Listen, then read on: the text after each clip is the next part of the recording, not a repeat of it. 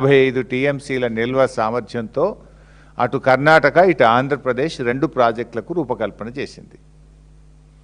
అయితే ఈ ప్రాజెక్టుల విషయంలో ఆనాడు బ్రిజేష్ కుమార్ ట్రిబ్యునల్ ముందు కూడా వాదనలు జరిగినాయి. వాదనలు జరిగితే బ్రిజేష్ కుమార్ ట్రిబ్యునల్ చాలా స్పష్టంగా చెప్పింది.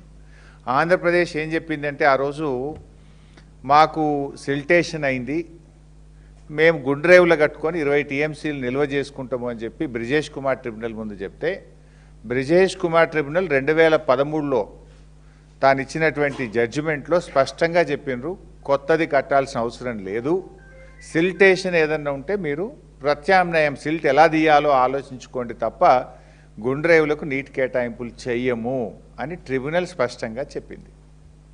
తర్వాత బీఆర్ఎస్ ప్రభుత్వం వచ్చిన 9.5 సంవత్సరాల్లో కూడా ఆంధ్రప్రదేశ్ ప్రభుత్వం ఈ ప్రాజెక్టును నిర్మించేటువంటి ప్రయత్నం చేస్తే మేము చాలా తీవ్రంగా అపోజ్ చేసినాం. ఆ గుండ్రేవుల ప్రాజెక్టు ఆ రోజు తెలంగాణ రాష్ట్ర ప్రభుత్వ తీవ్రంగా అయినటువంటి నిరసన చెప్పడం ద్వారా, మేము అపోజ్ చేయడం ద్వారా, అన్ని ఫోరమ్స్లో రైజ్ చేయడం ద్వారా అది కోల్డ్ స్టోరేజ్లకు పోయింది. కానీ ఇప్పుడు తమ అనుయాయుడే ఇక్కడ రాష్ట్ర ముఖ్యమంత్రిగా ఉన్నాడు, నా శిష్యుడే ఇక్కడ ముఖ్యమంత్రి ఉన్నాడని చెప్పి మళ్ళీ ఇప్పుడు గుండ్రేవులను తెరపైకి తెచ్చినారు. ట్రిబ్యునల్ వద్దన్నది ఆనాడు 9.5 ఏళ్ళు బీఆర్ఎస్ ఆపింది. మళ్ళీ ఇప్పుడు గుండ్రేవుల ప్రాజెక్టు ఇటు ఆంధ్రప్రదేశ్ పైకి తీసుకొచ్చింది, అటు నవేలి ప్రాజెక్టును కర్ణాటక పైకి తెచ్చింది. అంటే ఇవాళ తుంగభద్ర మీద 55 టీఎంసీలతో వచ్చే ఈ 2 రిజర్వాయర్లు రేపు తెలంగాణకు తీవ్ర నష్టం చేస్తాయి. Tungabhadra ultimately it comes to Srisailam, ఒక ఆర్డీఎస్కు కాదు, శ్రీశైలం కూడా రేపు నీటి ఫ్లో తగ్గడం ద్వారా రేపు శ్రీశైలం మీద ఆధారపడ్డ కల్వకుర్తికి కానీ పాలమూరు రంగారెడ్డి ఎత్తిపోతల పథకం మీద కూడా ఇది తీవ్రమైనటువంటి ప్రభావం చూపుతుంది.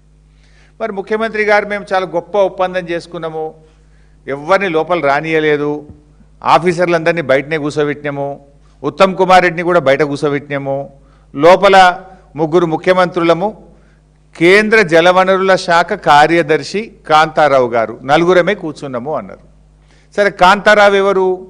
ఆయన ఆంధ్రప్రదేశ్ ఆరిజిన్, ఆంధ్రప్రదేశ్ రాష్ట్రంతో అనుబంధం ఉన్న వ్యక్తి.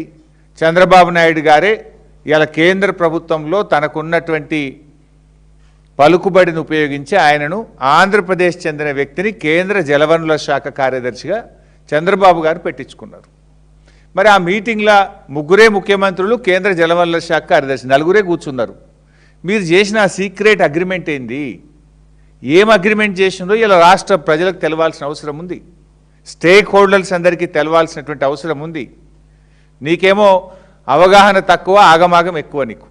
ఎందుకంటే నువ్వు గతంలో అనేక విషయాలు కూడా మాట్లాడినావు. దేవాదుల ఏ బేసిన్లో ఉంది, నల్లమల్ల ఆంధ్రప్రదేశ్లో ఉంటుందా తెలంగాణలో ఉంటుందా, బచావత్కు బ్రిజేష్ కుమార్ ట్రిబ్యునల్ మధ్య కూడా తేడా తెలియని విధంగా నువ్వు ఎన్నిసార్లు మాట్లాడినవో, ఎన్నిసార్లు అభాస్పాలైనవో, కనీస అవగాహన లేని రహిత్యాన్ని ఎలా బయట పెట్టుకున్నావో రాష్ట్ర ప్రజలందరికీ తెలుసు. ఇప్పుడు నువ్వు నిన్న 3 రాష్ట్రాల మధ్య గొప్ప ఒప్పందం జరిగింది అంటున్నావు. ఏం ఒప్పందం జరిగింది?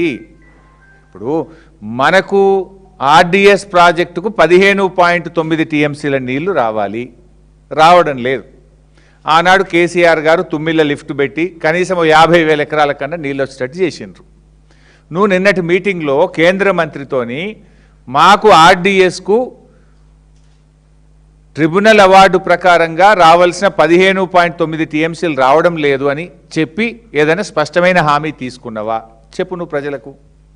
లేదు, తుంగభద్ర మీద ఇలా కర్ణాటక కురిడి అనే ఒక ప్రాజెక్టు 2 టీఎంసీల ప్రాజెక్టు కడతా ఉంది, చిక్కాల పరివి అని 2.5 టీఎంసీల బ్రిడ్జ్ కమ్ బ్యారేజ్ కడతా ఉన్నారు, చిక్కాల మంచి అని 5 టీఎంసీల బ్రిడ్జ్ కమ్ బ్యారేజీ కడుతున్నారు. అంటే ఇవి ఒక 9.5 టీఎంసీలు.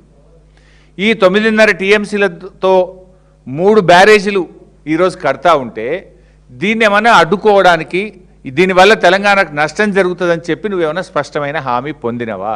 చెప్పు నువ్వు. ఆర్డీఎస్కు 15.9 పక్కా ఇస్తామని కానీ, కర్ణాటక అనుమతులు లేకుండా అక్రమంగా నిర్మిస్తున్నటువంటి ప్రాజెక్టులు నిలిపివేస్తామని ఏదైనా స్పష్టమైన హామీ మీరేమన్నా సిఆర్ పాటిల్ గారి నుంచి పొందినరా? ఈ రాష్ట్ర ప్రజలకు చెప్పాలని మేము అడుగుతా ఉన్నాం. ఎందుకంటే ఇవాళ ముఖ్యమంత్రి గారు